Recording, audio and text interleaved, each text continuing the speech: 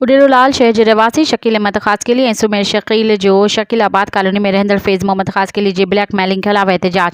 इन मौक़े ते शकील अहमद ख़ासकेली मीडिया अॻियां दाहिंदे चयो त 2019 में मूं वटि नाले फैज़ मोहम्मद वल्द हाशिम ख़ासकेली आयो हो ऐं मूंखे चए त आउं मिसकिन बेघर आहियां, मूंखे वेहण लाइ हार जी जॻह ॾेई वञे, जंहिं ते मूं हुन खे ग़रीब ॾिसी रहण लाइ प्लाट ॾिनो। कुझु टाइम बाद हुन वक़फ़े सां मूंखां मुख़्तलिफ़ बहाने उधर पैसा वठंदो वियो। हाणे मूं हुन खां पैसा घुरिया ऐं प्लाट ख़ाली करण जो चयो त हुन मूंखे कूड़नि इल्ज़ामनि हेठि ब्लैकमेल करण जी कोशिशि कई ऐं चयो त मां पैसा बि कोन ॾींदसि, प्लाट बि न ॾींदसि, जॾहिं त मूं वटि हुन ज़मीन जा कागज़ बि मौजूदु आहिनि। ऐं आला इख़्तियारनि खे पुरज़ोर अपील थो कयां त नाले फैज़ मोहम्मद वल्द मोहम्मद हाशिम ख़ासकेली खां मुंहिंजे 1,31,500 रुपया नक़द वरितल ॾियारी वञे ऐं मुंहिंजो प्लाट ख़ाली कराए ॾिनो वञे। मुझो नालो सुमेर शेखर अंदर शकील कॉलोनी में आहे, राश मुंहिंजी उते आहे।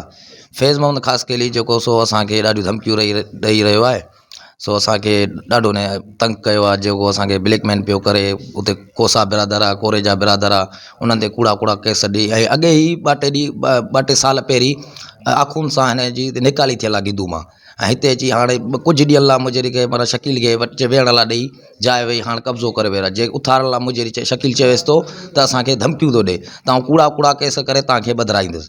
जेको हिन जी घरवारी पाण मिली जुली हर माण्हुनि ते कूड़ा केस ठाहींदा आहिनि। ऐं बराए अपील थो करियां एस.एच. उडेलाल खे त असां सां मदद कई वञे ऐं जेको असां हिन मां असांजी जान छॾाई वञे।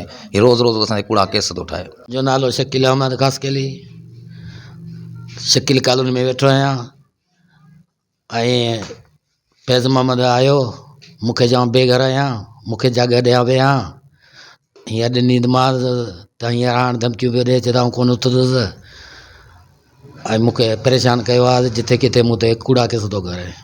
जॻह ॾिठी असांखे 5 साल थी विया, बेकू कान कई असां ईअं ॾिनी आहे ग़रीब सम्झी।